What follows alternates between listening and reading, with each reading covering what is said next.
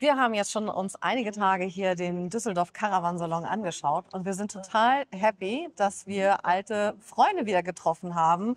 Neben mir steht Lukas. Er ist ein Influencer aus China. Wir haben ihn dort kennengelernt. Wir haben ihn mehrfach wieder getroffen. Und er ist dieses Jahr auch wieder hier auf dem Caravan Salon, um zu schauen, was der europäische, was der deutsche Markt so macht. Und er kann uns ein bisschen erzählen, was so vielleicht die Unterschiede sind. Ich habe ein paar Fragen an ihn vorbereitet. Und die stelle ich ihm jetzt. So, Lukas, ich habe dich gerade vorgestellt. Okay. Ja, ich freue mich so, dich wiederzusehen. Ja, ich freue mich auch. Wir haben uns in China getroffen. Viele, viele Male. Ja. Und es hat Spaß gemacht zu sehen, wie du dort arbeitest, weil du eigentlich das Gleiche machst, was wir hier in Deutschland machen. Das hat wirklich Spaß gemacht. Ne? Ich wollte wissen, du hast jetzt auch ein bisschen was von der Messe hier in den letzten Tagen gesehen. Und ich habe einige Fragen an dich. Ja, klar. Die unsere Zuschauer interessieren könnten. Auch weil ich alt werde, habe ich etwas auf meinem Handy vorbereitet, damit ich nichts vergesse. Das ist genau das, was ich auch tun sollte. Du filmst schon, richtig? Ja, genau. So, eine meiner Fragen, die ich stellen wollte, ist, wie sehen chinesische Camper den europäischen Markt? Ist es etwas oder ist es ein Ziel, von dem sie träumen? Wollen Chinesen nach Europa reisen? Oder sind sie einfach glücklich, Campingurlaub zu Hause in China zu machen? Was meinst du?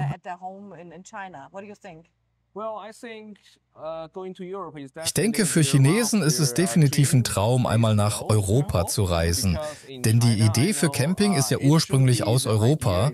Und auch die Vorstellung, mit dem Auto bzw. dem Wohnmobil unterwegs zu sein und zu reisen. Diese Ideen stammen ja ursprünglich aus Europa. Aus diesem Grund wollen mehr Leute hierher reisen, weil das Wetter, die Landschaften, die Kultur, alles anders ist.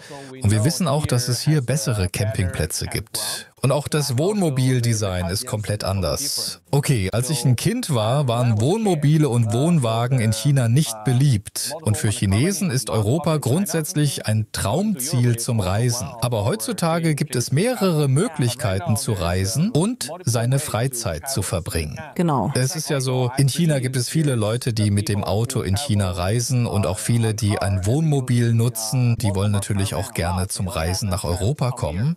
Und auch das selber unterwegs sein und selber fahren wird immer beliebter, egal ob man das Wohnmobil oder ein kleineres Auto fährt. Und es ist auch beliebt, von China nach Europa zu fahren, von der jungen bis zur alten Generation. Sie wollen die Überraschung und die lange und sehr beeindruckende Reise von China nach Europa erleben. Oha, dafür braucht man Zeit. Für so eine Reise braucht man eben etwas Zeit und wahrscheinlich auch etwas Geld. Es hängt auch vom Alter, dem Geld und der Zeit ab und auch von der Art, wie man reisen möchte.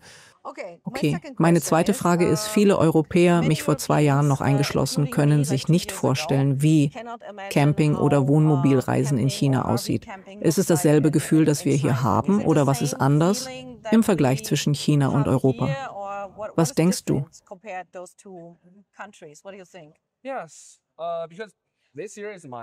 Dies mein zweites Jahr auf dem Caravan Salon ist und wir das hier schon oft gesehen und erlebt haben.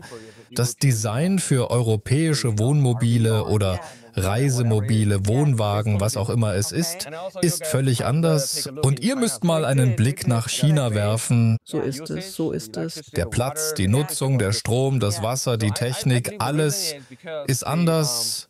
Ich glaube, der Grund dafür ist, dass das Umfeld in China anders ist. Und wie man unterwegs ist. Die Voraussetzungen in China und in Europa sind einfach anders. In Europa gibt es die Idee des Wohnmobilreisens seit mehr als 50 Jahren. Und jetzt, hier, ist das Wetter nicht so kalt oder nicht so heiß. Auch braucht ihr vielleicht keine Klimaanlage im Fahrzeug, aber in China müssen wir sie haben und wir haben auch nicht so viele Campingplatzressourcen. Und das ist der Grund, warum wir einen größeren Wassertank brauchen und die riesigen Batterieleistungen.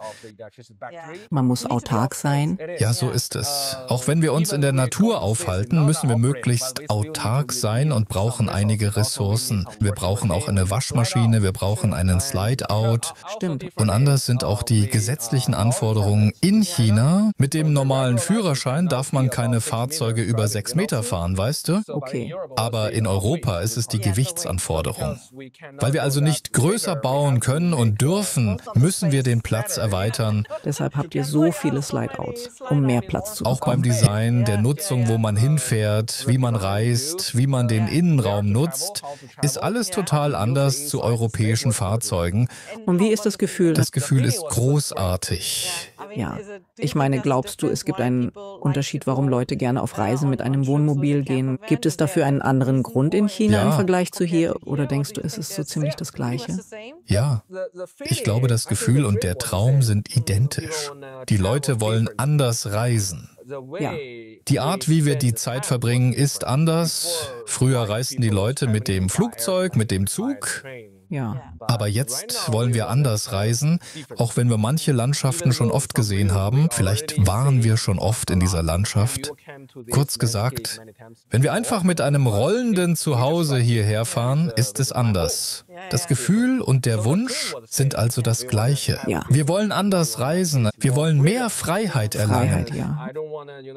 Und ich möchte nicht drüber nachdenken, weißt du, dass im Sommer die Flugtickets teurer und das Hotel vielleicht schon ausgebucht ist, aber mit dem Fahrzeug unterwegs zu sein, ist eine ganz andere Nummer. Stimmt. Auch die Art und Weise ist anders, richtig? Der Traum ist der gleiche, aber die Art und Weise ist in China anders. Ich verstehe. Über die Campingunterschiede könnten wir, glaube ich, locker 5 Stunden sprechen.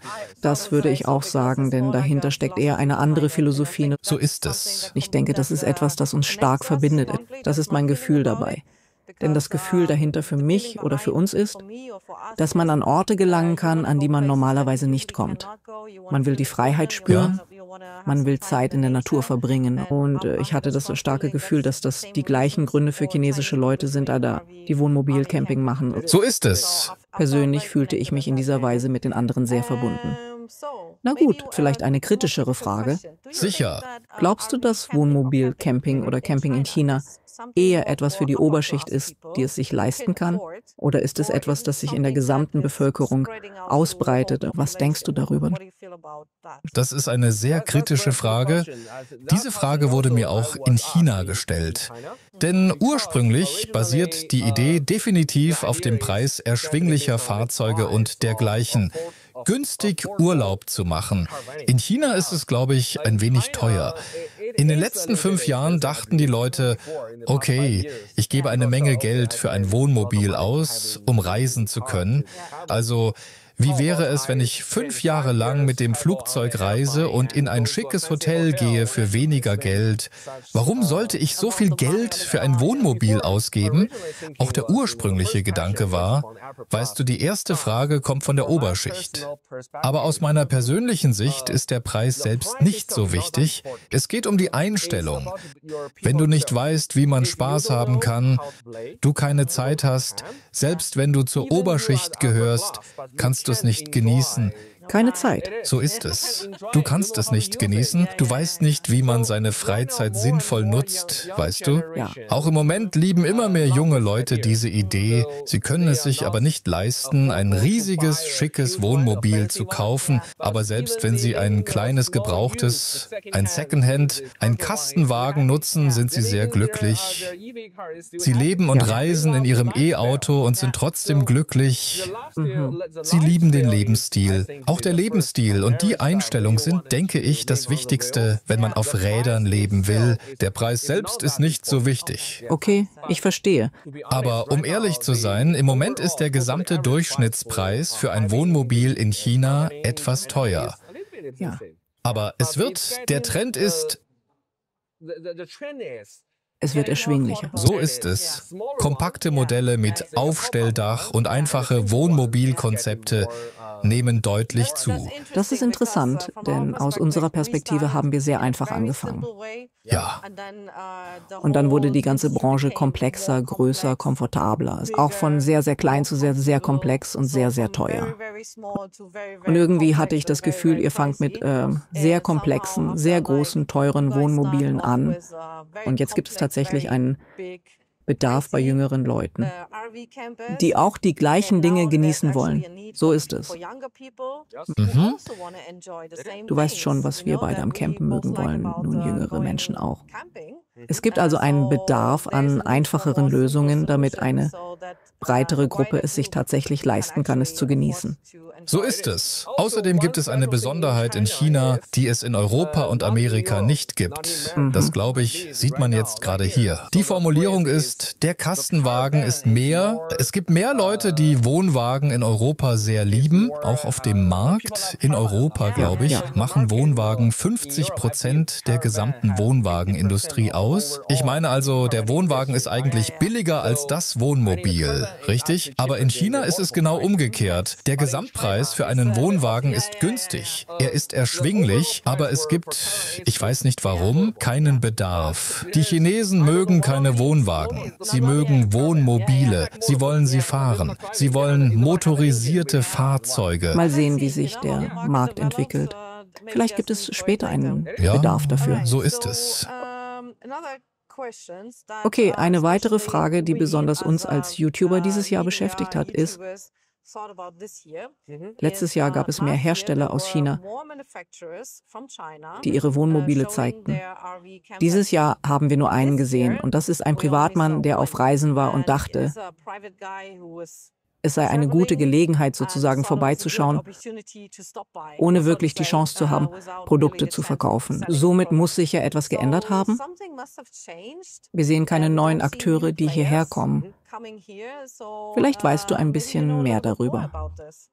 Ja, ich denke, das beschäftigt auch viele Leute in China. Als ich das erste Mal hier war, hat mich, glaube ich, der Sicherheitsmann gefragt, ob das eine chinesische Firma wäre. Es war wohl im letzten Jahr bereits eine chinesische Firma auf dem Caravan Salon, aber den Auftritt hätte er nicht gesehen. Genau. Also was ist los? Es gibt also einige alte Gesichter, die dieses Jahr nicht aufgetaucht sind, aber es sind auch keine neuen Gesichter aufgetaucht. Bei den alten glaube ich, dass die Messebesucher die Ideen, das Design lieben. Der Slide-Out, die Waschmaschine und sie zeigen auch immer wieder neue und frische Ideen, die den europäischen Markt überraschen.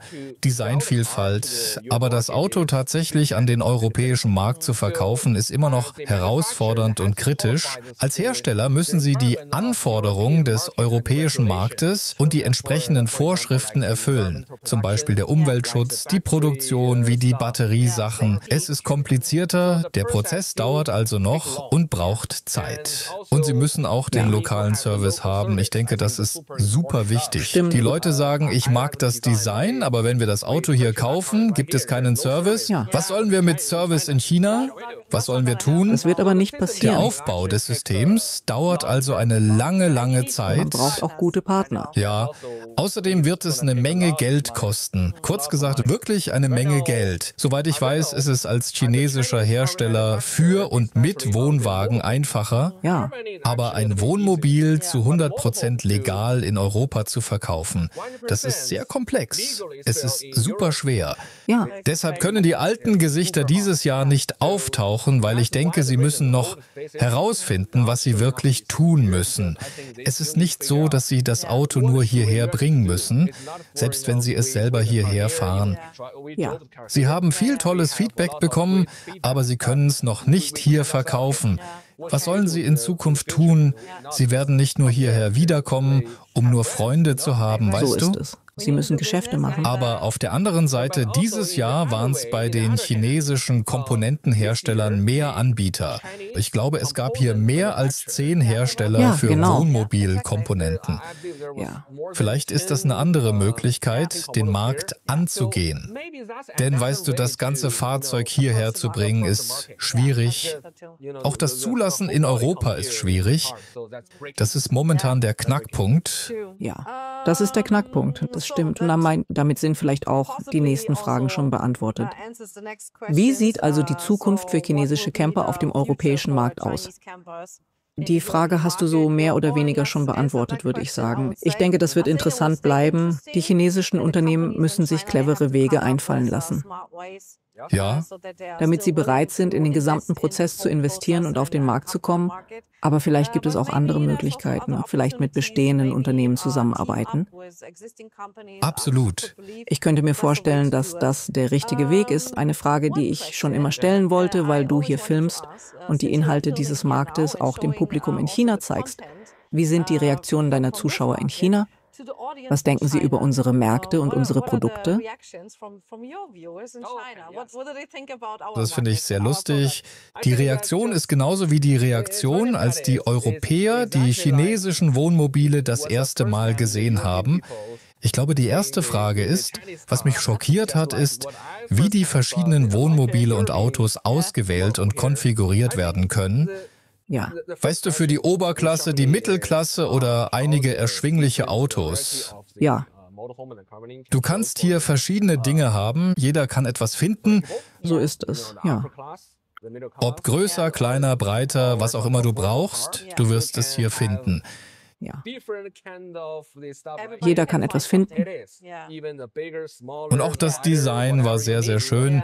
Weißt du, wir sehen die Beleuchtung, das Material und das Zeug war, oh, es ist wirklich Qualität. Und das ist der Grund, warum die Chinesen ihre chinesischen Hersteller zwingen wollen, nach Europa zu gehen, um zu lernen, wie sie das entwerfen. Weißt du, es ist wirklich, wirklich, wirklich toll. Und was noch wichtiger ist, es ist für die ganze Branche, es ist für die Kommunikation, wenn sie reisen wollen.